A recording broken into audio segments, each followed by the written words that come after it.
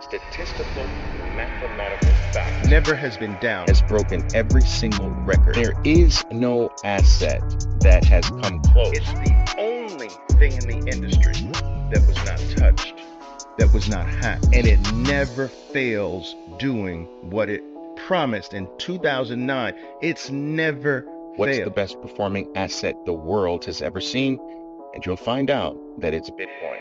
Hello, Bitcoiners. Hello, Bitcoiners. Hello, traders. Always have traders here logging in as well. Followers, supporters, haters, Bitcoin negators, all of you. I welcome all of you. Welcome to another live space with Oliver Velez. Of course, my name is Oliver Velez, and I'm here to do my best to pound the table on the greatest wealth transfer and generational wealth opportunity human beings have ever been exposed to. I'm here to constantly be that voice, perhaps sometimes even the voice in the wilderness that is in your face at all times, trying to get you to see the fact that for the first time in the history of human mankind, true global opportunity is available to every single human being on earth. I'm trying to get as many people as I possibly can, and in as short a period as I possibly can, to see the fact that throughout all of humanity, opportunity has never been uniformly, fairly, and equally available to every individual according to his merit, his energy, his effort, his skill, his talent. For the first time in the history of mankind, opportunity is global. Opportunity is at the fingertips. Opportunity is accessible. Opportunity is available to every single human being. This opportunity requires no permission. This opportunity requires no yes or no from another man. In fact, this opportunity called Bitcoin has nothing to do with men, has nothing to do with humans, yet it is available to all humans. For the first time, we have an opportunity that cannot be seized, cannot be confiscated, cannot be denied, cannot be taken, cannot be played with, cannot be manipulated, cannot be controlled. All opportunities in the past have been co-opted by the elite, by those who are in control at that particular time. There's never been a time throughout history that an opportunity has arisen for mankind that has not been co-opted by the powers that be of that particular time. Gold was a money made by God, for lack of a better phrase. It was not created by a man. Its supply is not determined, its ultimate supply is not determined by a man, but it was ultimately co-opted by men. The vast majority of all gold above ground today is centralized in the hands of those who control this planet to a certain extent, that control this earth to a certain extent. It's been centralized, it's been co-opted, its amazing properties have been stolen from the vast majority of human society. When's the last time you've seen someone transact with gold? When's the last time you've seen someone saving in gold? Oh, yes, you've seen a gold ring or a gold bracelet. I'm not talking about that. I'm talking about gold as money. It's been taken from human mankind. Every opportunity that was at one point available to the human race was eventually centralized and co-opted by the powers that be. Bitcoin in 2009 came on the scene to create, or bring about, I should say, a brand new era in the human experience. It has created a paradigm shift. The world is now a different world. 2009 will split the past from the future. The same way that we today mark time via BC, before Christ, or AD, after the death of Christ, or whatever it is. BC, AD, pre this, post that. Well, 2009 is the brand new separator. Post BTC, pre BTC, and post BTC. The post-BTC era, which started on January 3rd, 2009, is the only thing that will matter moving forward. We will judge everything based on what happened from January 3rd, 2009, and we'll consider everything that's happened before that bullshit, things that we can't verify, things that we can't possibly know. But Bitcoin on January 3rd, 2009 created a paradigm shift for human beings, the world, and its outlook forevermore, because the only thing that will be trusted going forward, the only thing that can be believed, the only thing that can be banked on will be Bitcoin, because Bitcoin is immutable, it is unchangeable, it is outside the hands of any human being, yet it is accessible to every single human being, and in the fairest way possible. That is my message.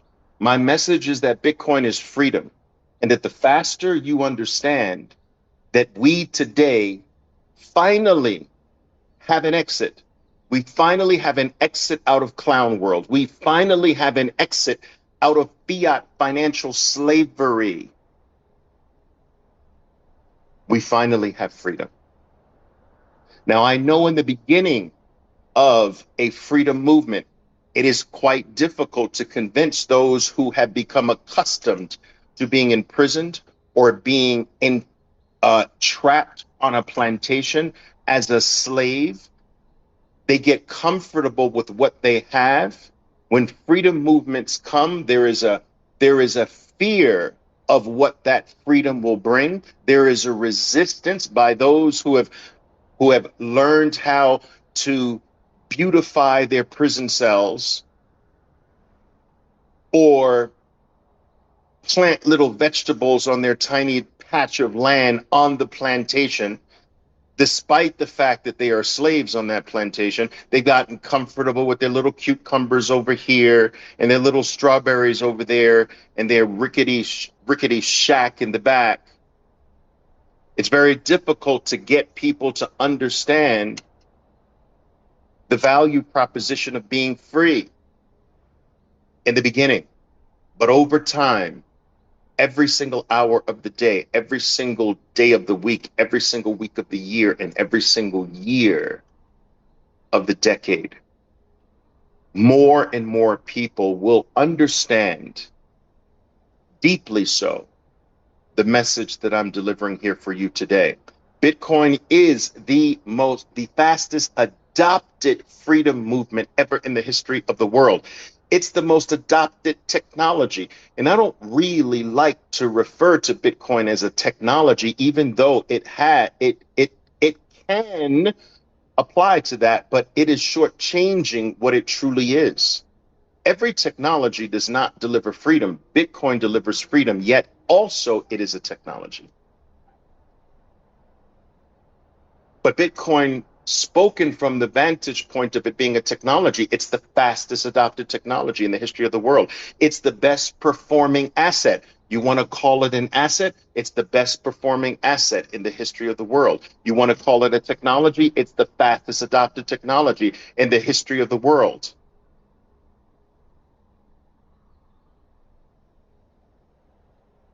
My message all the way to Bitcoin 100, because after Bitcoin 100, I am out. What I'm doing with you here today is not sustainable, and I don't want to do it. But I do want to leave behind a barrage of electronic footprints. I want to leave behind a barrage of talks that you and everyone else in the future will someday in the future be able to come back and reference what was said here. My message is not the message of Oliver Velez. My message is the message of BTC. Let's not get it twisted. In 2020, something happened to me. An epiphany, if you will. And I'm hoping the same epiphany happens for you or to you. All right, guys. I want to talk to you about a topic here today. I think it's a very interesting topic. I think some of you will find what I talk about today quite interesting. So grab the beverages of your choice. Maybe even grab something to take notes with. A lot of times I do drop some things that are worthy of remembering. Please do that. Understand that this is going to be recorded, so if you can't stay for the entirety of my talk, you will be able to come back and listen to the rest of it. Also, I want to keep you aware of the fact that each and every one of my live talks here on Twitter, on X, does wind up on my Bitcoin podcast entitled Bitcoin Unleashed. I strongly encourage that you try to seek out that podcast on the podcasting platform of your choice, whether that be YouTube or whether that be Apple, or whether that be Fountain app or Spotify. Go find Bitcoin Unleashed so that you can take in all of the talks that we've had on this freedom technology. All right. I also want to keep you aware of the fact that I do not pass the mic during my talks. So your request for the mic, unfortunately, will go for naught. I believe that the manner in which I deliver the limited amount of information and knowledge that I have is best shared in a rant form or a monologue form. You pick the word of your choice. And I do try to take questions, sometimes throughout, sometimes at the end, when my rants or my monologues don't go too long. All right. So let's go. Let's do this. Now, the title of what did I title this thing here? I forgot already. Oh, yes, here it is. The title of my talk today is Why I Refuse to Trade Altcoins, or sh-tcoins, as I'm so fond of calling them. Why I refuse to trade them. Now, before I go into the specific reasons, I do think for the benefit of those who are unfamiliar with who I am, I think it's apropos if I just do a very sort of like a brief background here. I am a trader, plain and simple. I have done nothing with my life from the age of 16 years old. I am 58 years old now. I've done absolutely nothing else with my life except trade financial markets. My father introduced me to financial markets by actually being a gold bug and having the biggest score of his life when gold went from $35 an ounce in the early 1970s, when President Nixon supposedly temporarily suspended the convertibility of gold into the dollar, releasing gold from its artificial cap at $35 an ounce. My father had been for over a decade illegally accumulating gold at the behest of one of his good friends and clients, for that matter, who encouraged him to do so a decade earlier. When that happened, gold went in a relatively short period of time from $35 an ounce to over $800 an ounce. And this movement radically changed the trajectory of my entire family. Guys, I will tell you that move in gold, what it did for us, my house changed, my neighborhood changed, my state in the United States changed, my schools changed, my friends changed. I went from public school to some of the best schools in the United States. Our whole lives changed literally overnight. This, when I got older, because I was too young to truly understand, when I got a little bit older, I realized what happened. I realized why our lives had changed so dramatically. It was because of one move made by my dad, one play, one lifelong play. And it fascinated me to no end as I gained enough age, maturity, and knowledge to understand how impactful something like one act can be for a family. And I went down the rabbit hole at 15, late 15, going into 16 years old, and that was it. After that happened, nothing else in my life mattered, guys. I had zero interest in zero anything. I had zero interest in school, although I got through it. I had zero interest. I dropped the piano. My whole life was dedicated to becoming a professional pianist. I dropped the piano at much to the chagrin of my parents. I dropped playing baseball, much to the chagrin of my dad. My dad was a minor league baseball player in his earlier life. And I focused entirely on financial markets. And from the age of 16, I have had not another, I never had another focus in my entire life. I never did anything with my life other than trade financial markets. I don't know anything else. I started my professional career on Wall Street in December of 1986. I had great success during that period. Left Wall Street to start my own firm that catered to Wall Street in 1994, grew one of the largest and most respected advisory firms on Wall Street. I had over 4 million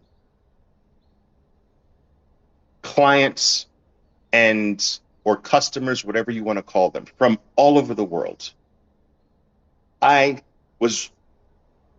played consultant to some of the top technology in that era called direct access trading platforms. All companies that were in this space of building tools for traders, they had to come to me. Why?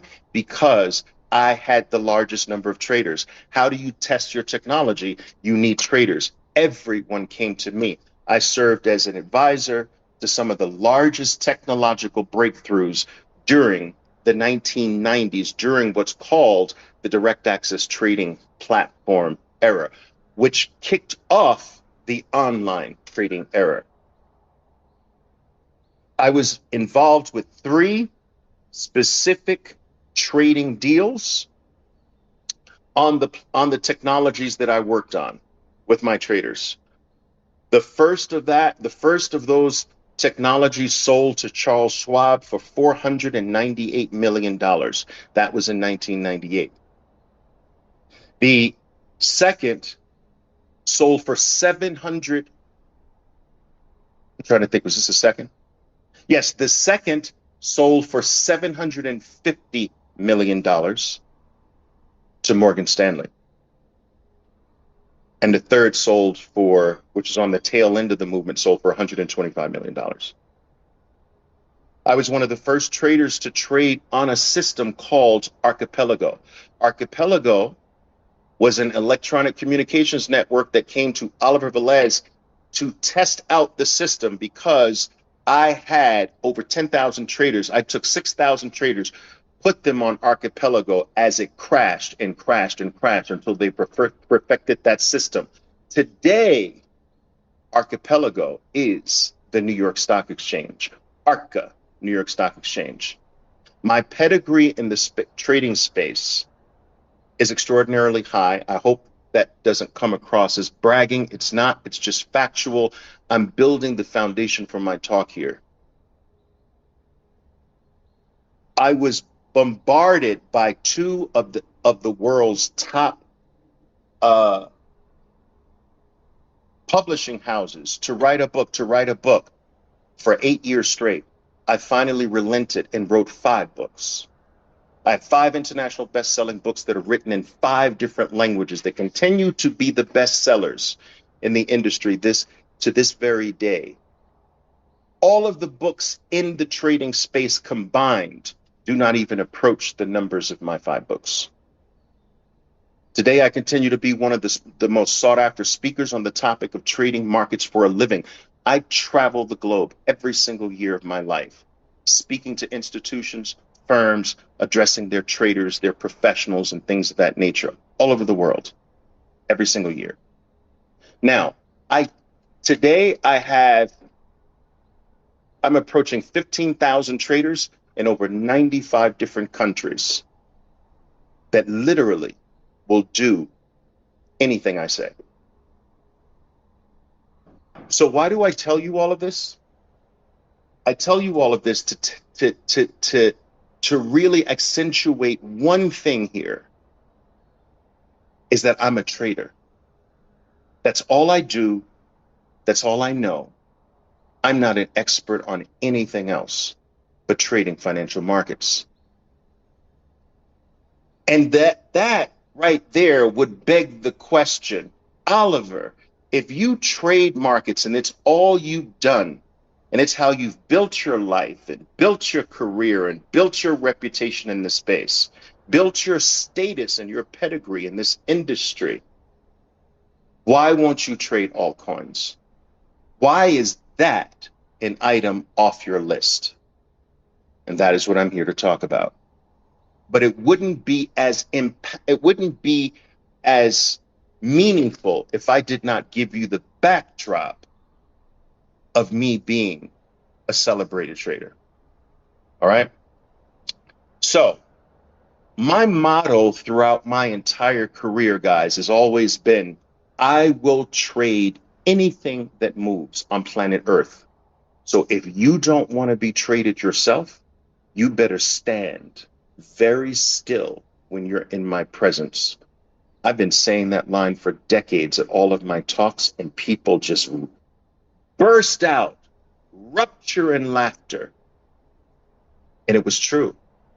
If it moved, I traded it, guys. I've traded equities, I've traded stocks, bonds, futures, Forex, you name it. But in truth, what I've always tried to communicate to all of my traders, anyone who'd come under my wing, anyone I was responsible for training, I would always try to change their approach to trading. And I'd start every trader off the same, creating this mind shift that we're really not trading financial instruments, we're trading people. That's all we're doing. You see, a financial instrument, if you set a financial instrument on your desk, it doesn't have a life of its own. It doesn't move up or down or sideways by itself. It needs human beings to pass it back and forth between each other. When we look at the financial asset itself, it appears as though it has a life because it's moving, but it doesn't have a life. What's moving it might be invisible to most people, but the movement itself is nothing more than human beings passing it back and forth between each other. So the movement is not from the item itself. It's from the human beings that are passing it back and forth between each other, amongst each other, I should say. And so we're not trading financial instruments, I would tell them. We're trading people. Now, once you understand that we're trading people, you have to understand what moves people. And it's 3 dominant psychological states or emotional states that drive human behavior: fear, greed, and uncertainty, or you want to add a 4th one, there's ambivalence, which Bitcoin experiences a lot of. Fear, greed, uncertainty, and ambivalence. And in order to be a good market player, you must be able to look at any financial instrument and understand which of the 4 states is that instrument currently in. Is it in the fear state? Is it being driven? Are the dominant players being driven by fear at the current moment? Are the predominant players being driven by greed, uncertainty, ambivalence? And if you can do that, you're head and shoulders above the vast majority of market players, just right there, without a tactic, without a strategy, without anything else. Understanding it from the people point of view is the key. And this is what I would teach my traders. Now, let's circle back to that. I tell you that for a reason that I will circle back to in just a few moments. I started my Bitcoin journey in March of 2020. A lot of you who are listening to me, you know the story. I've posted the actual video that I announced to the world on March 12th. I am making my first major investment in Bitcoin. My first entry was $5,800 per Bitcoin, and I was going to buy in increasing amounts every $500 down. I started at 5,800, then 5,300, 4,800, 4,300, 3,800, and my 3,300s never got hit. This is called in my industry a buy ladder, or a pyramid, if you will, and each buy is double or triple the previous buy. So you buy more at every lower level than you bought the previous level. That is what I did. That is how I scaled into the absolute low of Bitcoin in March of 2020. And I brought 9,000 traders of mine with me in that specific trade. In fact, there were so many of us, maybe we had some hand in creating the Bitcoin bottom at that time. All right. At the same time, we were buying into Bitcoin. We were also buying into Ethereum. We were scaling into Bitcoin in March of 2020, and we were also simultaneously scaling into Ethereum. The lowest price I got in Ethereum was $95. This was before I had my true Bitcoin epiphany. Again, I'll tell you once again, my motto throughout my whole career is if it moves, I'll trade it. And Ethereum moved. So I started in what's called the crypto space with Bitcoin and Ethereum on the same days, on the same day, in the same month, in the same year. And because there was such a large price difference, I accumulated more Ethereum than I accumulated Bitcoin. Now, needless to say, I told my traders at the time that Ethereum was the faster horse, that we needed both, that Bitcoin would be the anchor of our two-pronged play here, but the best performer was going to be Ethereum. And that view was correct. Ethereum outperformed Bitcoin, not initially, but later, to go on to generate, I would say, considerably more than the Bitcoin position did. The success with Ethereum led me to expand my shitcoin trading to other things. Next on the list was XRP at 18 cents. We wrote XRP from 18 cents to $2, just under $2. That's a huge score. Then there was Dogecoin, which we got in at 3.5 cents and rode that right into Elon Musk's appearance on Saturday Night Live and got out just under $1. 3.5 cents to $1. We went into Cardano, ADA, at 70 cents, 65, between 65 cents and 70 cents. We rode ADA up to just under $3 and out. We made millions upon millions of dollars trading shitcoins. Now, before I take you to the next part of the story and I probably have some listeners here who are one of my traders who were with me at that time, guys. A lot of them listen incognito, but I guarantee you there's a a few of them listening to our talk right here in this talk right now live. And they can attest to this. And I will drop some receipts a little bit later under this talk when it's finished. But anyway, so before I go into the next part of my story, I want you to notice our sell points. We got into XRP at 18 cents out, just under 2. We got into Doge at 3.5 cents out, just under 1. We got into ADA at 70 cents out, just under 3.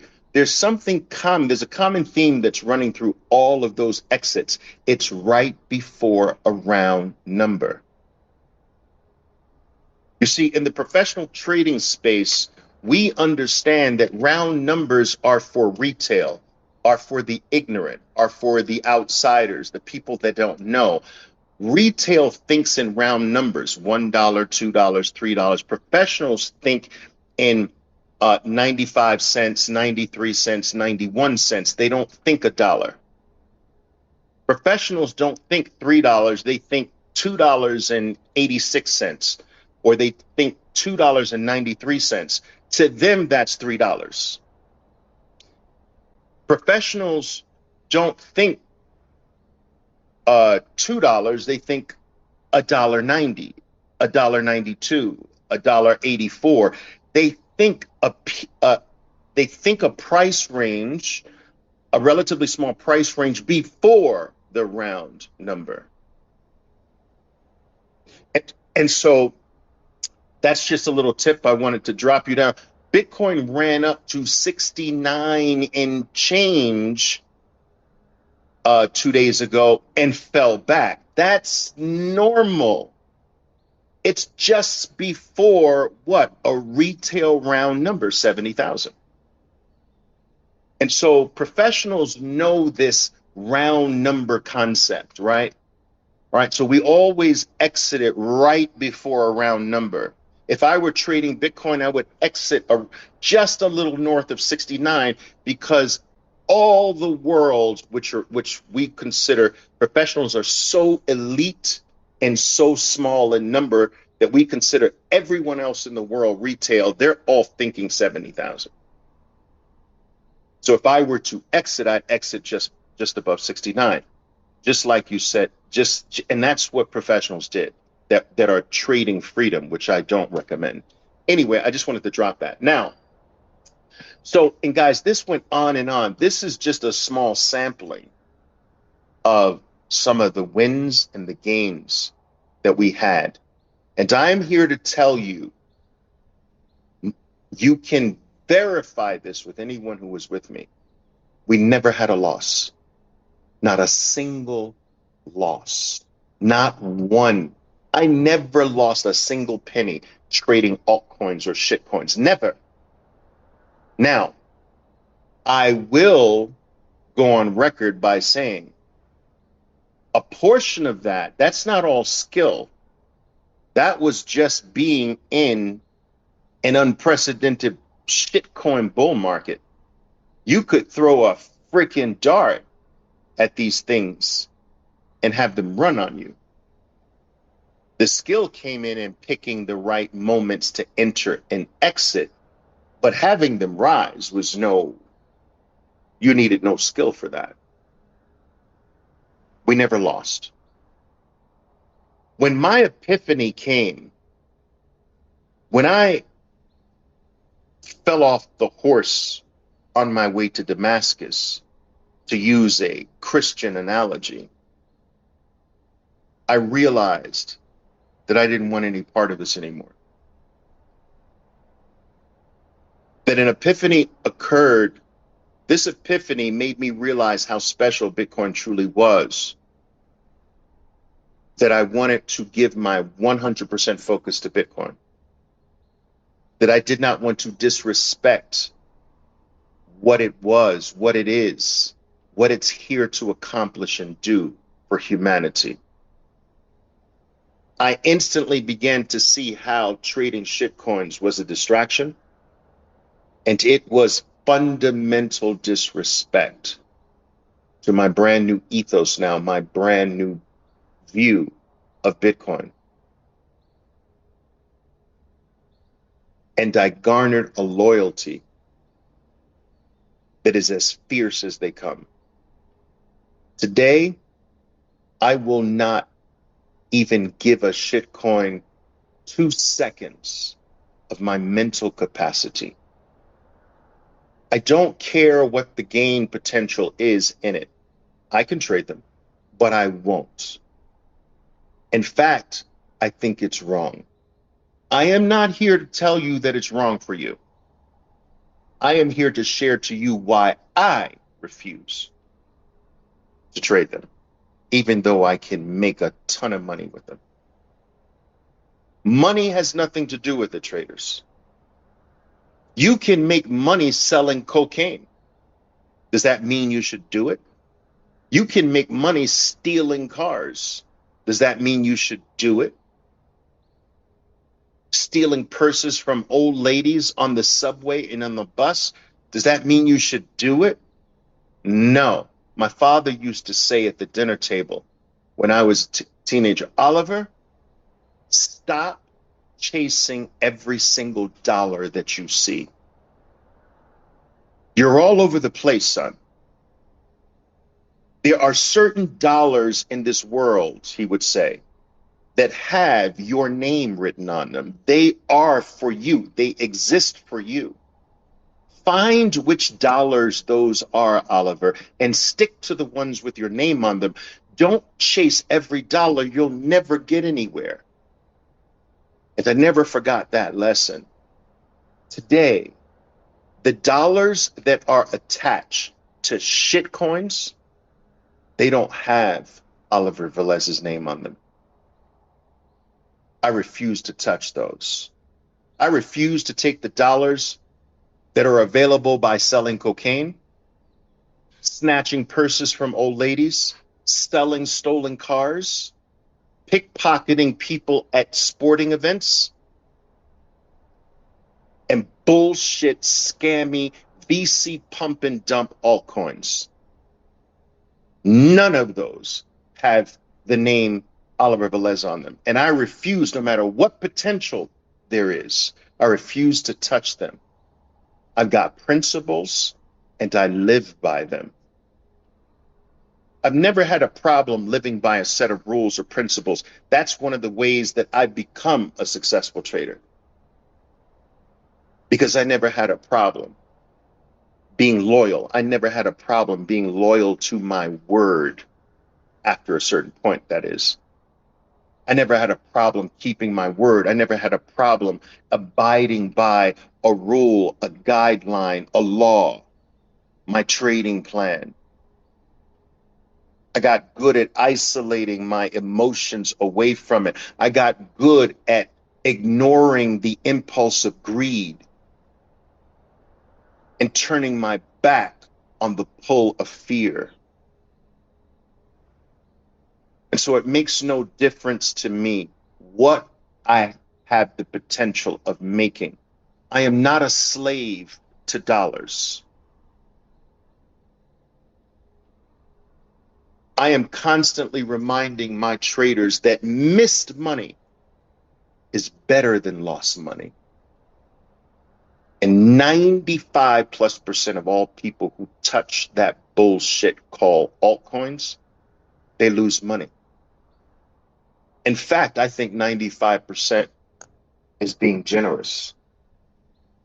I think giving them 5% winners is being generous. And I'll get into some of those things if I have the time. This epiphany led me to abandoning trading anything else. And it led me to abandoning trading Bitcoin as well as shitcoins, and just becoming a lifetime accumulator of Bitcoin, which I today consider freedom. You can't have too much freedom. And this move caused my trading group that was specifically focused on trading cryptos, 9,000 traders. They all left me. All of the 9,000 with the exception of about 2,000. 2,000 stayed with me on the revised journey of looking at Bitcoin as a freedom technology that you only accumulate and that you never really sell. And so I lost 7,000 of my traders with that switch. And it made absolutely no difference to me.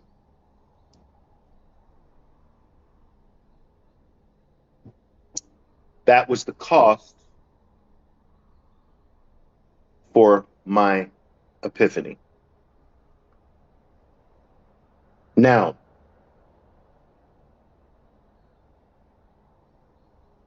let me try to explain what I began to piece together and understand about these shitcoins. I began to lift the curtain and peer into them. I began to go beyond them just being items that move up and down to looking into them. And what I realized is that by and large, the vast majority of these shitcoins were nothing more than pump and dump schemes.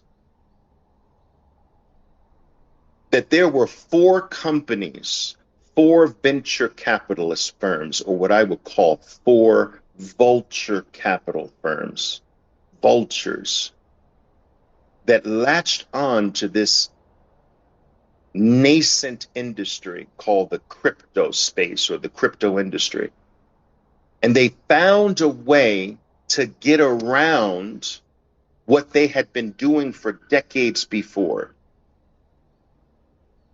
being seed investors in startups. Now, I want you to understand this. In my space, there are seed rounds that you do before a company goes public. And so when you say that, for instance, Facebook, now called Meta, went public, I think it was 2013, something like that, whatever year it was. They went public there, but Facebook was in existence since the early 2000s. And from the early 2000s to 2013 or what have you, or whatever year it went public, it had a variety of seed rounds. Early investors that come in on round A to put money into the company. Round B, usually at a higher price, they come in. Round C, all the way to the ultimate pre-IPO round. And then what happens is that if the startup has enough success, it can now go for the big leagues. What's the big leagues? Becoming publicly traded. That publicly traded event is the start of all of the other early rounds exit. It's their liquidity event. Now, many times they have a lockup period even after the company goes public. So when the company goes public, they might have a 2-year lockup period, a 3-year lockup period, a 5-year lockup period, where they can't even liquidate the shares that they get for their investment, their early investment. They might have to wait 5 years to be able to liquidate that. So the average liquidation, the average pay for an investment is 10 years. It's important for you all to understand this, that this is the way that industry worked. You only needed one big winner like Facebook, now Meta, to dwarf 10 losing investments, and you'd make billions upon billions of dollars with just one winner. So the game was to invest in a handful of these startups trying to find your one, but it was going to take 10 years. Everybody understood that the average liquidation is 10 years until this new nascent industry that's not regulated yet pops up called cryptocurrencies. That's what I like to call them, cryptocurrencies. When the ICO boom began to happen, well, not the ICO boom, when these groups that specialize in early startup investments that had a 10-year potential payout, a payout after 10 years, when they saw this industry, they saw an unregulated industry that they could put startup money in and actually have a liquidity event in months, in a year. And all of them, or a lot of them, not all of them, said, OMG. You mean we don't have to wait 10 years to exit? We can get the liquidity event now? Really? In months, in a week if it pops, in a month if it pops, in 6 months if it pops? OMG. And they pointed all of that artillery, all of those guns, 4 of them in particular, and they focused everything they knew from the 1990s and early 2000s to this industry. And they put all of their departments at work. They grabbed their market makers over here. They grabbed their marketers over here. The people that were specialized in writing up the prospectuses of their companies that they would invest in before they wrote up white papers and ICO documents to bring investors in. They had their market makers to support certain prices once it went live. They would do a 70 or 80, and in some cases a 90% pre-mine, which is illegal in the regulated space. They say, we're going to keep 70% of all the coins. We're going to take 30% of all the coins, and we're going to float them to the public. We're going to pay these 10 different media outlets on a month-by basis. We're going to put them on retainer to constantly pump out a minimum of 10 articles a month of positivity on our bullshit coin. We're going to have the market maker only let a certain amount of supply of the 30% that we didn't keep hit the market. We're gonna give instructions to our market maker to every single month to have a floor price to make sure that the price never drops below this price. So what they would do is their paid market makers would have a price like 20 cents. This month, the floor price is 20 cents. You don't let the price fall below 20 cents. Now, the market maker has great control over the prices of these shit coins because it's a small float. Remember, the majority of the float is being held by the insiders who are waiting for the proper moment to dump onto the public. So the market maker walks the price up, then defends a price. Next month, walks the price up, defends the price at a higher price. Next month, walks the price up. Meanwhile, they're paying backpacking 21-year-olds, 22-year-olds backpacking in Latin America. They're here with me in Colombia right now. 21-year-old, 22-year-old backpacking journalists, so-called journalists, that get a stipend every single month to pump a positive 2 or 3 articles a month on that specific coin. They are paid to do that. They can't write something negative. They're given bullet points every single month to form the basis of the article they have to produce. Then there's a team that works after they create a chart, a price rise that is significant enough to outpace Bitcoin, because the entire goal of the market makers is to create a chart that goes up more than Bitcoin does. That's the only way you can get the public involved. It must outperform Bitcoin. This is in the paperwork.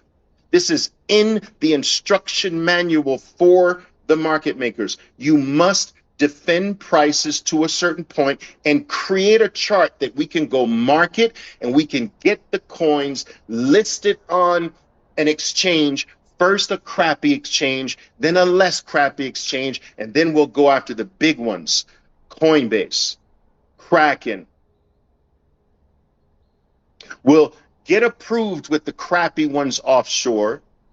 We'll always be able to get approved with Binance. All they want is a payment, and they will list the crappiest, shittiest thing in existence on their exchange. They don't care if their customers get hurt. So Binance is a guaranteed listing. We don't have to worry about Binance.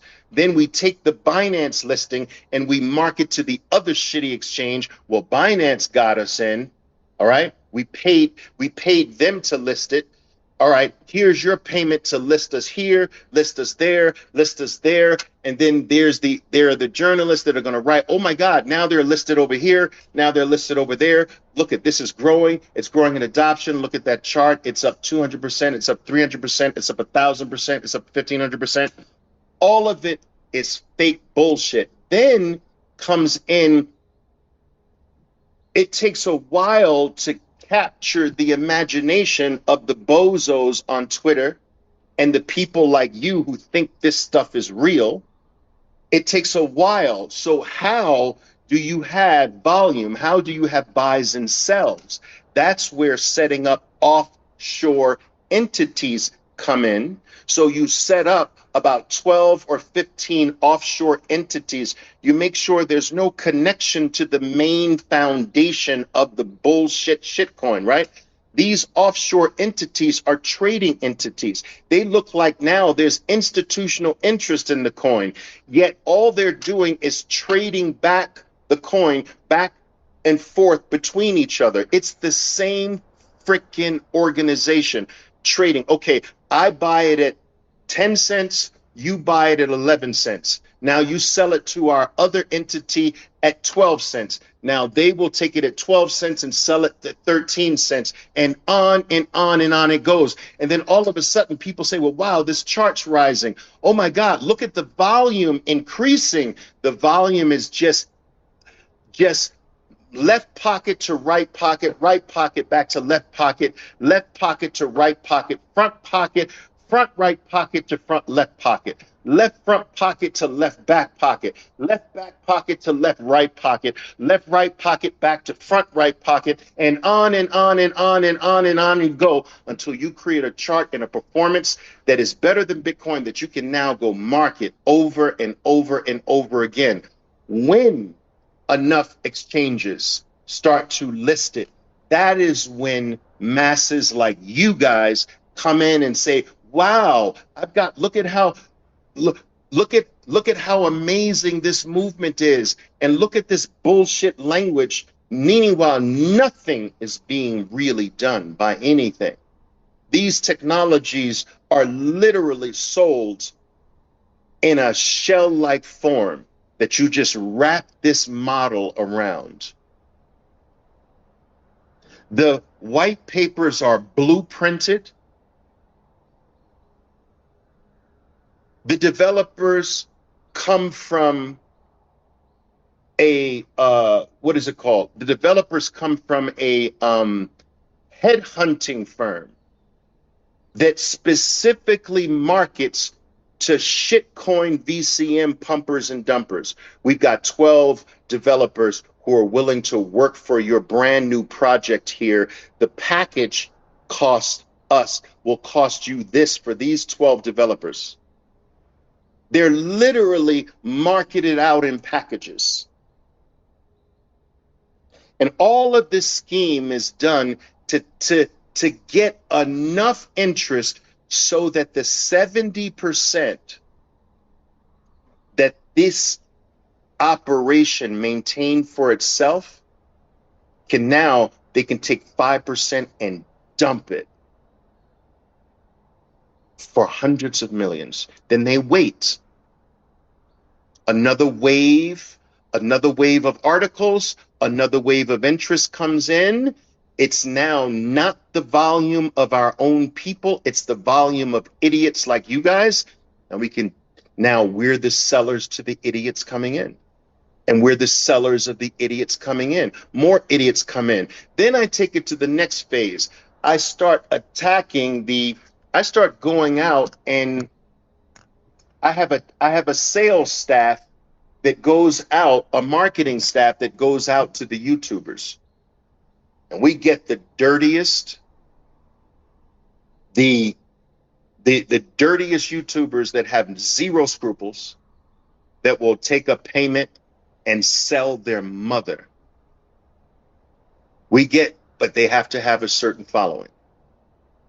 And we will give them a bunch of money to bring another round of idiots into this, so that now we're down from 70% to 50%. We need to get all the way down. Maybe another 10, 15% can be dumped by that. And we have to do this.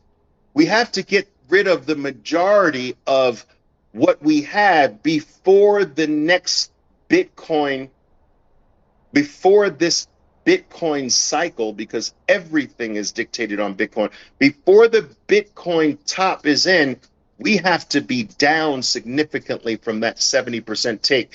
And we can keep an extra 10 or 15% to see if these idiots are dumb enough to build a community and make it last until the next cycle. And if enough of it lasts, we'll crank this bullshit machine up again for cycle number 2. And when you lift the curtain on this, this is over 90% of everything out there. Over 90% is that blueprint. It is literally played over and over again, tit for tat. And it's all camouflaged by really beautiful sounding words. The Ethereum Foundation. Yeah, that's like the freaking fucking Federal Reserve for Ethereum. You kidding me? You're that dumb? Controlling the supply, controlling the price through their market makers, dumping at will when they want to. That's the freaking Federal Reserve all over again. We're supposed to be gaining freedom from that. And so, despite the fact that I can make money from that bullshit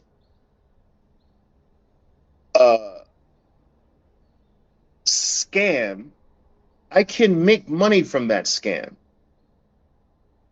But I'm not wired that way. I don't want to. I want to sleep at night.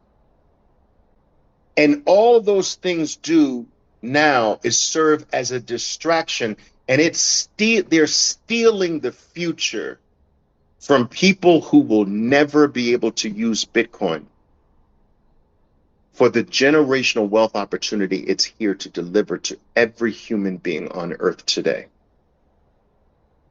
The reason why these things have not been shut down, it's not that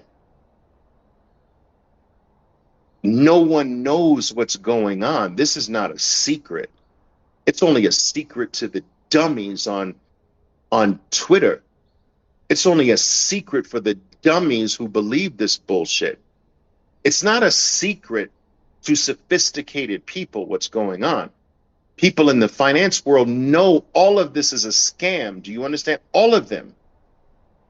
And the reason why it's not shut down is because it's being used to divert attention away from Bitcoin.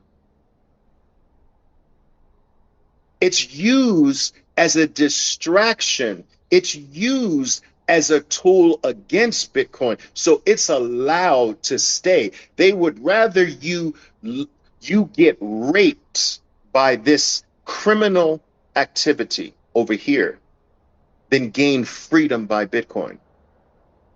And they are going to dangle the gains in front of you. They're going to dangle the shiny lights in front of you to keep you as long as possible. Don't focus on Bitcoin. Don't focus on freedom. Bitcoin is outside of the system. This is inside of the system. You're going to flip this for more of our money. Bitcoin is outside of our money. Don't focus there. Focus on this shiny thing. Focus on this dog. Focus on this frog over here. Focus on this JPEG. Focus on this yields. Yield is a part of the bullshit slavery system. Focus on yields over here. Focus on Web3. Focus on DeFi. All of these distractions are given fancy names to do nothing but take your eye off the ball. When I realized this, when this epiphany hit me, I was done. And I refuse to carry a single person under my name into that cesspool. I do not know how these people sleep at night. I am just not wired that way. I will not participate in that. I will not give that bullshit the privilege, the benefit of anything that I worked for. Nothing. The best thing I ever did was pile all of the millions we made on those shitcoins. I purified it by dumping it all into Bitcoin.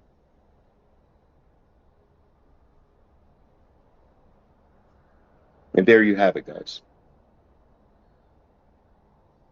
That, in large part, is why I won't trade them. I trade every single work day of my life. I trade for 20 minutes, 30 minutes tops.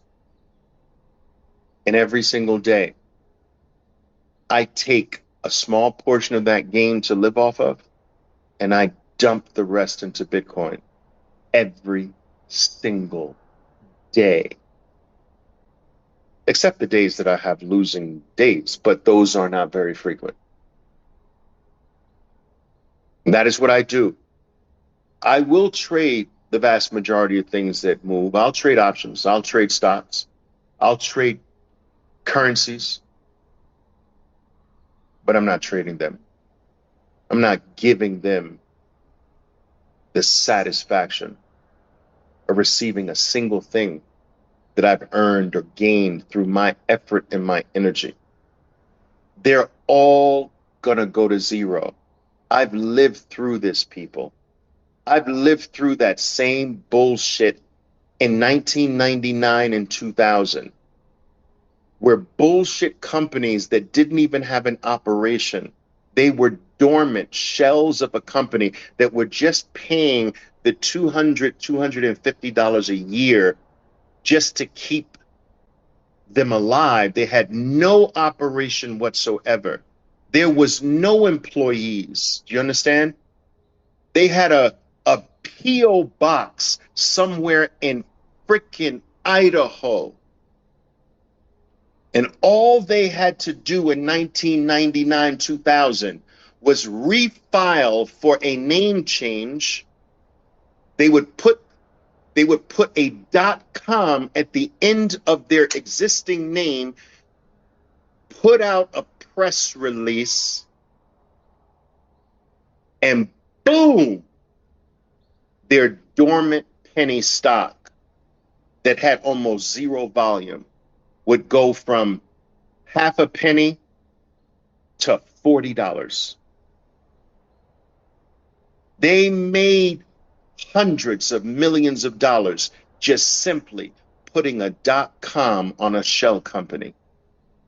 A .com over here, pennies to dollars. A .com attached to the name over here, dollars to double-digit, triple-digit numbers. I saw companies come back from the dead with not a single employee, make hundreds of millions of dollars just by the stock going up because of stupid retail idiots that believed in the narrative that .com was going to change the world, no matter what you applied it to. Just like so-called blockchain technology, bullshit. Web3, bullshit. DeFi, bullshit.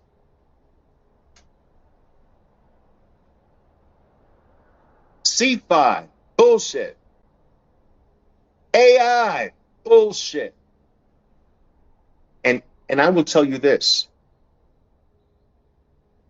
My respect for anyone out there peddling these things that are professionals, their stock drops for me. I can't help it. Their stock drops for me. I see some bright people supporting these things, and their stock drops. I see a big giant red bar. When I see them for the first time supporting or pumping an Ethereum or a Cardano or Solana, their stock drops for me. Now, that might not mean anything to them, and it shouldn't. But I'm just telling you, my respect drops big. They should know better.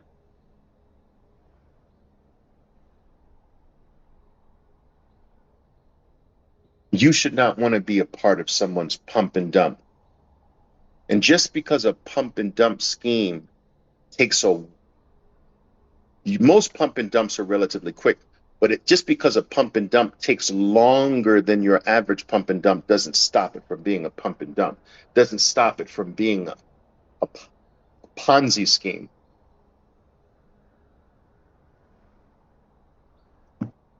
$60 plus thousand coins, guys. Think about this. 60 plus thousand. Not a single success. Do you hear me? Not a single success. Nothing is finished. There's not a single finished product. 60,000 plus. What else do you need to see? Oh, well, Oliver, Solana, when's the last person you've really seen using it? It's all fucking narrative. It's all pump and dump. It's not real. Oh, well, Oliver, no, that's not true. The Solana volume, bullshit.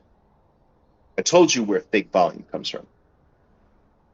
If you were to walk out of your home and ask anybody on your street, so how about that Solana? They're like, who is she? Is that a new neighbor? Bitcoin, yeah, they might not believe in it. Oh, yeah, internet money, but they've heard of it. It's all narrative. It's all bullshit. There is no use case, not a single one.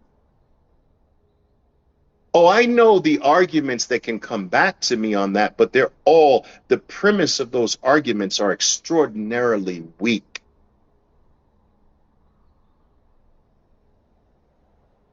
They're solutions looking for a problem, trying to create a problem in the retailer's mind so that they buy it. Well, this solves this problem. That isn't a problem. Oh, well, wait a minute, Oliver.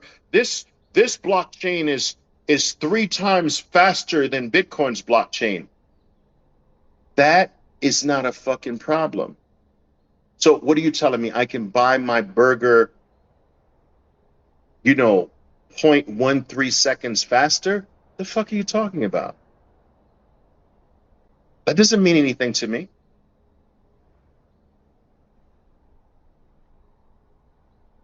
I can buy a hot dog faster than you can buy a hot dog faster than me by a half a second?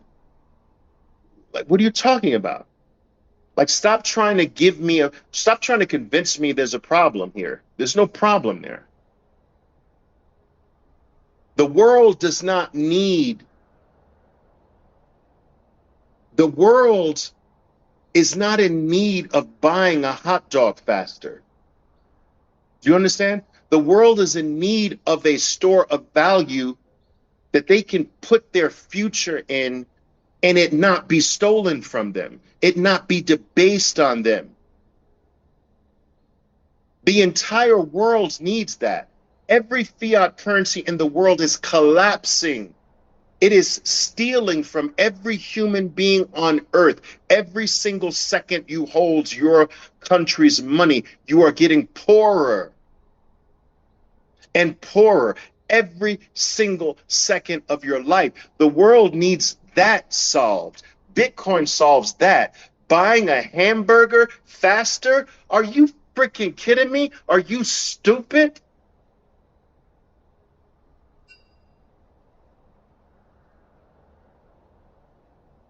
This is all BS, guys. It's all BS, and I'm going to have no part of it. And this is why I'm so harsh on it. I have very little tolerance at this particular point for it. You either get it or you don't, but you move on if you don't get it. I don't want you in my life. I don't want you in my life if you're that slow, if you're that dumb. I'm sorry. I can choose who's in my life. I want a quality life. And if your IQ is too low, I just don't want you in my life. There are people here who think it's wrong to block people on Twitter. Are you freaking kidding me? How stupid is that? How stupid is it to think that it's wrong to block somebody you don't want in your own house? So you're going to open the doors to your house and let any stranger walk in and do whatever they want to in your house? This is my house. And I run my house the way I run my house. And if I don't want you in here, you're gone. If you start talking bullshit about some scammy coin, you are gone. I want to have nothing to do with you. So I'm putting the word out to anyone who is listening to me right now. If you post one thing about a bullshit shitcoin altcoin, I swear to you, it'll be your last post in my house. I've got limited time here, and I can't waste it on bullshit. I'm here to Bitcoin 100, and that's it. And you mean absolutely nothing except that it's a distraction to that cause.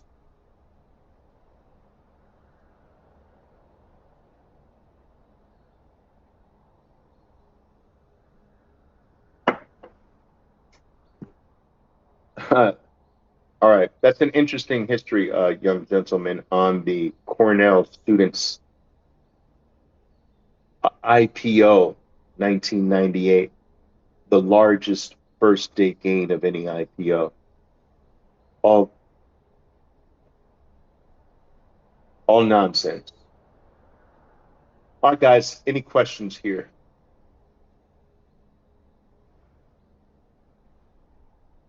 I like that. DJ Satoshi, I like that image there. Stutter Swag says, what do you mean by you're out when Bitcoin hits 100? Oh yeah, let me please make, oh my goodness, let me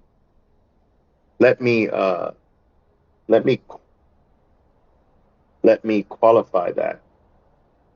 I am never going to be out of Bitcoin. I'm never selling Bitcoin, guys. I do understand I may be in a different financial situation than a lot of people. I'm not telling you to adopt this, but I just don't believe that freedom should be sold. I'm not selling. I believe that what is about to hit Bitcoin in the next 2 to 3 years, you'll be able to get anything on planet Earth you want without ever letting a single Satoshi go out of your possession.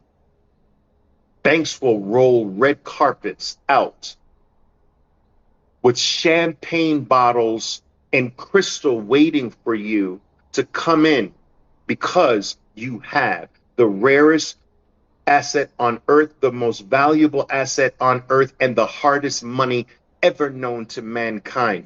anyone who has Bitcoin in sufficient amounts will be able to get anything on planet Earth they want without ever letting it go.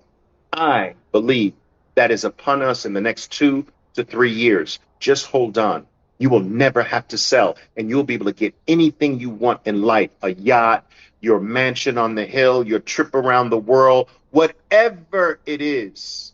But the numbers of people that will have sufficient amounts will be so small, they will be so elite, they will be so special that they will be able to get it in amazing ways. Anything they want on planet Earth. Bitcoiners will rule. All right. ETF owners will have bells and whistles too. They'll be able to leverage their ETF shares. They'll be able to borrow against their ETF shares. But in my opinion, that is a lower class because that's just another financial product that has always existed. What has never existed is the true owner of the asset in sufficient amounts. There's a difference between a condo owner in a building and the person who owns the entire building, the entire complex, and the land underneath. Bitcoiners are the land underneath and the structure. ETFs are the little condos that are sold to individuals. They're not the real owners of the actual land. You see, the ETFs are a stake in the land, but they're not the land itself. The people who own the land will be the most special. ETFs are just another ETF. There's more ETFs than stocks, guys. Think about that. There's more ETFs than stocks. That's not special in the traditional financial world. Even the Bitcoin ETFs, it's not more special. It's just another ETF. But if you hold Bitcoin itself, that's special. That's rare. That's elite.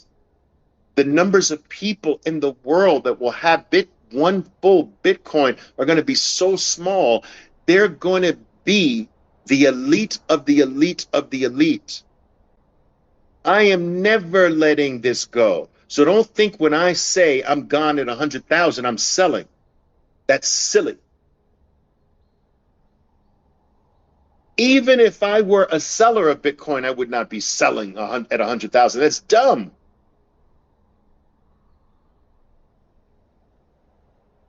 I'm saying I'm gone from Twitter.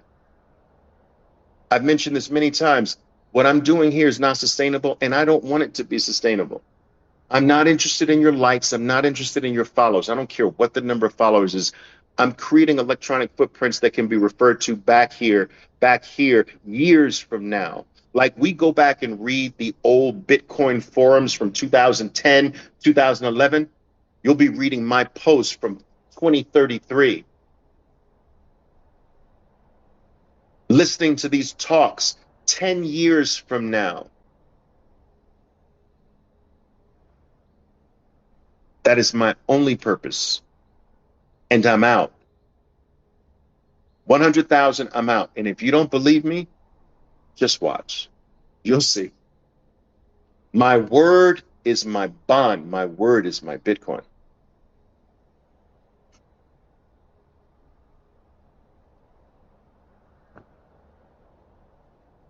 Felipe S. says, I only want to thank you for teaching us about Bitcoin. I lost some money on sh-tcoins and I understood it later. But your Bitcoin trading club and wealth group changed my mindset. Thank you so much. I appreciate that, Felipe. And I appreciate you being here as well. All right. A lot of my guys, they just won't come on here. They think that you guys are too low. I think they're very they're too aristocratic, I think. They're aristocrats now. They think they're too good for you guys now. And they're aristocrats. But some of you, like Felipe, you come. I appreciate that. YouTube scammers were the shitcoiners sales force. That's right. sleazy carnival barkers, infidels in the microscope world. You're so right, the young gentleman. And it hurts me to see talented, such bright people fall into that. Some of which I have respect for, but in one way, but disrespect in another way, just because you're seriously leading, you're distracting people away from the greatest. This comes once in 1,000 years, an opportunity like this, and you've got them freaking focus on what? Really? Bitcoin is about to outprice. Bitcoin has already outpriced 90% of the world. 90% of all human beings can't ever even dream of having one Bitcoin at $66,000 a coin.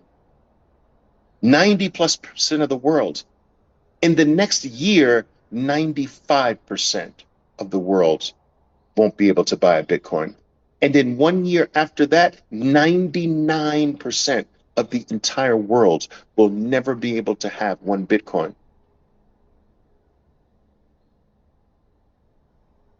And the time is so tight, the time is so limited, and you're focused on a dog coin? You're focused on something that says it can buy you a burger 2 seconds faster? Really? Like, it bothers me so deeply. And because of our clown world society, these shitcoin focusers, they always get the biggest audiences, so they always do the biggest damage. As the young gentleman calls them, the carnival barkers, they attract the biggest crowds, always. It is a story as old as time.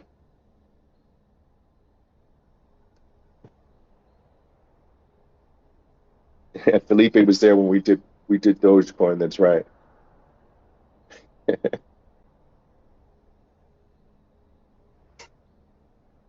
All right, guys. Anything else? Let's see here.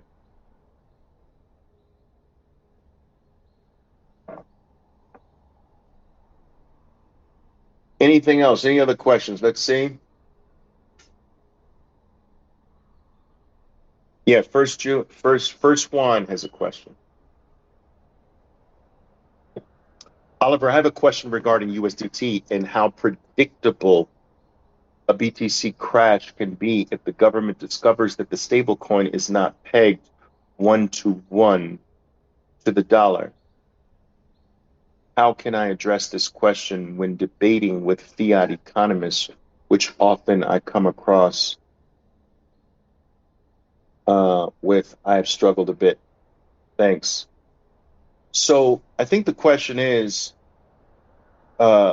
first one, he has some friends he's probably talking to, and just as an excuse to not do anything with Bitcoin, they have heard from a third party or some source that USDT pumps Bitcoin. This is stupid. This is dumb. First of all, USDT is nothing more than an electronic US dollar. I see it no differently from fiat. I do see it, though, as a marginal improvement on the actual US dollar. And that is because the US dollar is largely scarce. That's a part of its value, that it's not available all over the world.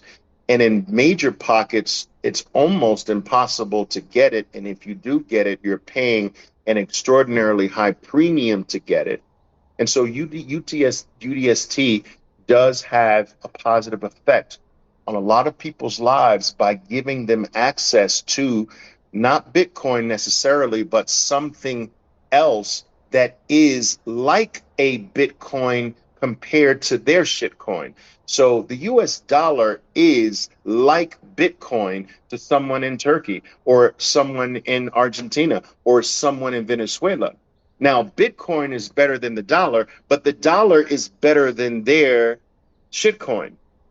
So the dollar sits between Bitcoin and their worst shitcoin, their worst fiat currency.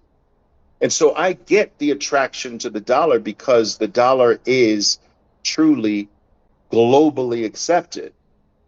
And the USDT, whether you like them or not, has a value proposition for making the dollar more accessible to the people that the elite doesn't even want the US dollar to be accessible to. And in that regard, there is a value there. But I do regard that as a temporary value, a temporary value. Let me give you an idea of what I mean by, in my opinion, USDT is a temporary value. When the iPhones first came out, I don't know if many of you remember this. There used to be these shops, right, that would replace your screen if you cracked the iPhone screen.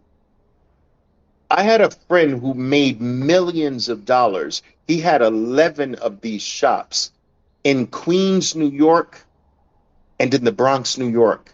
He had 11 between Queens, Bronx, and some in Brooklyn. And they specialize in just replacing people's iPhone screens if they crack them. He doesn't have that business anymore. You know why? Because when you crack your screen, Apple now has insurance and you replace the screen for like 25 bucks. Out of business. It was a huge value. I even used his service. I cracked screens all the time with my iPhones in the early days. And I used his service. It was far better than me buying a brand new one. And it served a value, but it was temporary. And while those companies still might exist, they're nothing like they used to be before Apple got into the insurance and screen fixing business itself. 25 bucks, 45 bucks, you're in and out, done. And that's what USDT is. It's a temporary screen fixer. And its value proposition is not long term. Well, how can it be? It's just an electronic version of a piece of shit, which all fiat currencies are anyway. Now, if you're telling me the only thing that I believe that people who I believe that people who bring this up have no interest in being convinced about Bitcoin anyway. So I believe you're wasting your time. But guys, I did a lot of business with a company, a major company on Wall Street called Cantor Fitzgerald. Now, I'll give you a quick story about Cantor Fitzgerald and my relationship with them, right? So Cantor Fitzgerald is one of the largest bond-oriented companies in the entire world. Their name and respect is extraordinarily high. And they had offices on the top floor of the Twin Towers. You know where this is going. Several weeks before the Twin Towers hit, I had a meeting in the Cantor Fitzgerald's offices. They wanted me and my organization to help build. And remember, I told you I was in the electronic trading, direct access trading technology part of the business. They wanted to see if it were possible to bring the same direct access technology to eliminate the middleman in the bond industry and commercial paper and stuff like that. And we had a meeting several weeks before. I was supposed to come back with a follow-up on the day after the Twin Towers got hit. How crazy is that? It wasn't the day of, it was the day after. It was a Tuesday, I remember. The 12th. September 12th, 2001. And I tell you this story to let you know I am familiar with the firm. It's not that firms can't lie or whatever, but you don't understand. What most people don't understand about my business is that it is the most regulated industry in the entire world. If Cantor Fitzgerald goes out in public on the biggest financial networks in the world, financial networks, CNBC, and things of that nature, and publicly states that we hold the bonds, the backup, the treasuries, we hold them for USDT, and we can verify that they are backed 1-to-1. I am telling you, they would set themselves up for taking out one of the most successful firms ever in that space. They're not going to do it for Tether. They're not going to take that risk for Tether. They're not going to put themselves in the position for a cryptocurrency to take out their legacy, guys. I'm telling you, if Cantor Fitzgerald has gone out in public to say we hold the backing, they hold the backing. Do you know how many people would want to prove that wrong? Do you know how many people instantly went out scurrying to verify that with the hope that they could take a Cantor Fitzgerald down? They wouldn't put themselves at that risk first one, not for a cryptocurrency. To eliminate decades and decades of being the kings of their industry, they're not going to do it. But they stated it in public, and it's in their filings. They hold the backing. So I wouldn't worry too much about USDT being a pumper of Bitcoin or even collapsing at this particular point. I wouldn't worry about it.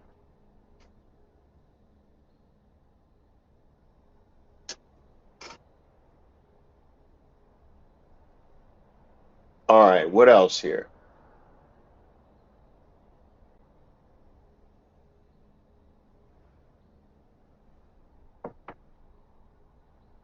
All right. Oh, this is a good question from Eclap. Will Bitcoiners be vilified? Of course. No, we're already being vilified, no? This will only increase. This will only increase. And ETF holders will not, but they're not Bitcoin holders. They're traditional financial product holders. That's different. Individual Bitcoin holders will be vilified for a period of time. And I am encouraging all decent holders of Bitcoin to just be open to just leaving. Just leaving. I want you, if it were up to me, you all would prepare your lives for just leaving. And I'm not talking about permanently, like I'm going to spend 4 months here. There will be a point where you'll be able to do that because of your Bitcoin holdings. You'll be able to pick anywhere in the world to spend 2 months here, 4 months there. You can chase the sun. You don't like coal? Chase the sun. That's what I do. Chase the sun. All right, the sun is best in this part of the world now. I'm there. It is easier today to be a to make the world your playground than it ever was in history. And now that you have Bitcoin, where your wealth is with you at all times, even when you sleep, prepare yourselves for this, because when one vilifies, another place will welcome you with open arms. When this place vilifies you, another place will adorn you with gifts. That's the game theory that Bitcoin is built off of. This place wants to tax your use of Bitcoin there. Another place says, come here, there's no taxes. Another place will say, not only is there no taxes, we will pay you to come here. So start now. Start preparing your life where you can just unplug for 2 months or 3 months or 6 months and go live in Spain, or come down here to Colombia for 2 months, or go down to Mexico, or go to Portugal, Madeira, or go to Thailand, the south of France. A little expensive, but you know what I'm saying? Like, start thinking about that. Because with Bitcoin, you are a citizen of the world. It's global in nature, and you're never leaving it behind. Many of the wealthy during the 1920s in Germany knew the country was going to collapse, but they couldn't leave because their wealth was there. They had a factory that made shoes that was in their family for 3 generations. And this was what supported their life. How do they leave that? This person had a farm of cows in the family from generation to generation, serviced all of half of the country. It's where their wealth and their standing came from. But how could they leave this collapsing country and a collapsing currency? They couldn't. They couldn't take their wealth with them. So they had to sit there and watch it disappear. This will never be you as a Bitcoiner. Your wealth will never disappear. Never.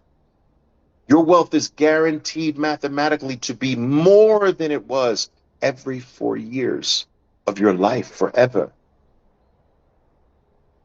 You can never be separated from your value, from your wealth, from your future when it's in Bitcoin. Wherever you go, there it is. Whether you're asleep or whether you're wide awake, there it is. It will never abandon you, never leave you, never break a promise, never have a hiccup, never be susceptible to a hack, never be stolen, never be confiscated, unless it's an error by you. We can place our total faith, our total future. We can place the lives of our family here, because it's the only thing that we can point to that's never failed us. Carlos says 100,000 by April, so you're leaving Twitter soon, or what? 100,000 whenever it happens. Guys, we could wake up. Guys, you know what could happen? We could wake up in the morning to Bitcoin 110,000, because some sovereign wealth fund in the Middle East just bought $100 billion in Bitcoin or whatever. I mean, this is, not only is this not out of the question, you understand? Not only is it not out of the question, it's actually probable. That's right. I would not be surprised that at some point this year, we're going to hear about some major nation, powerful, just buy a truckload of this or announce that it did. And you'll understand, oh my God, this is why the price is here. Or, oh my God, this is why in 1 month we went up 200 points overnight. I am telling you, this is not out of the question, and it is not moon boy talk. When you have a limited, finite supply with no circuit breaker, no stopping, you can have these things. The reason why you've never seen them is because all markets before Bitcoin are man-controlled. They don't allow it. They have something called limit up.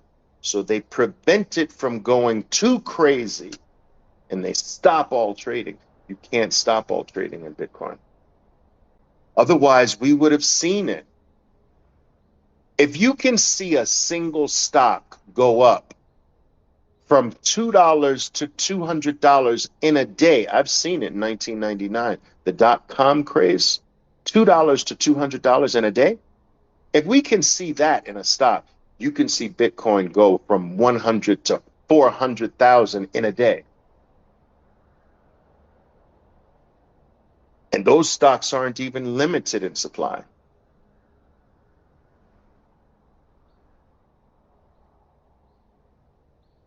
All right. Next countries to adopt Bitcoin. When you say adopt, I don't know what you mean, but if you mean buying, I think a healthy chunk of countries are already buying Bitcoin. And more are mining Bitcoin. The mining route is important for sovereign nations because they don't have to reveal their purchasing. So, you don't see Oman putting together a $500 million mining operation in collaboration with Mara for nothing. So, and it's in 2 years, almost all of them. In 2 to 3 years, almost every country is going to be mining Bitcoin. In 2 to 3 years, every energy company, every oil company is going to be mining Bitcoin. And by 2035, every human being will be mining Bitcoin. Not to make a lot of it, but to offset your energy costs. It's going to be built into every electronic, your heaters, your air conditioners, your cars, your electronic cars, anything that uses electricity will contribute to the Bitcoin network. Why? Why not? Why not have it do that? And everyone will want to because that's where your life is. That's where your future is. Why not support it? Why not have the network offset a little of your energy costs? Or in some cases, offset it all.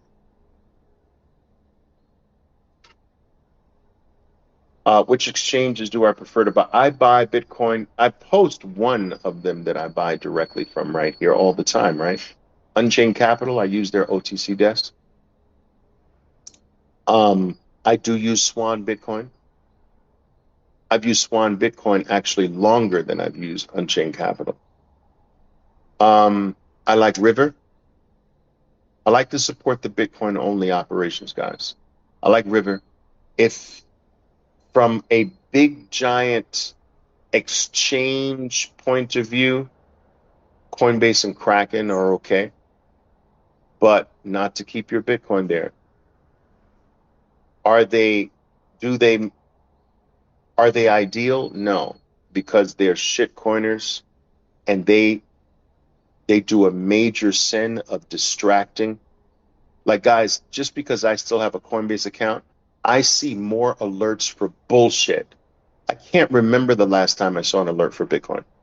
Well, I did recently because it was up so big, but I see more alerts for bullshit, distractions away from Bitcoin than pulling your attention to Bitcoin. I think that's a crime, and it's on purpose. But the two exchanges I'm the most comfortable with are Coinbase and Kraken, in that order.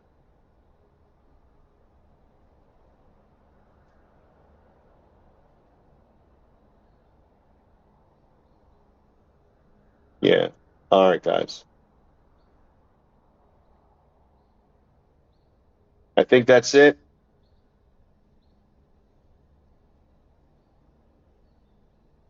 Guys, listen, I appreciate you all for coming in. I don't even know how many people I have here, but let's see. Let me quickly take a look here if I can get an idea here. All right, cool. All right, people. Listen, I vowed 30 plus years ago that every single time I was given the privilege of speaking into a mic, from a podium, on stage, off stage, online, offline, I would do my best. I would do everything in my power to deliver something of value, something that perhaps you might even be able to utilize or regard as valuable for the rest of your life. I hope I've done that here tonight. If I haven't, if I failed in that, in some way in that regard, I promise you, every single time I do this, I'll get better and better. That I can promise you. My name is Oliver Velez, and I am your 13%er Bitcoiner. Be safe out there, and until next time. Boom!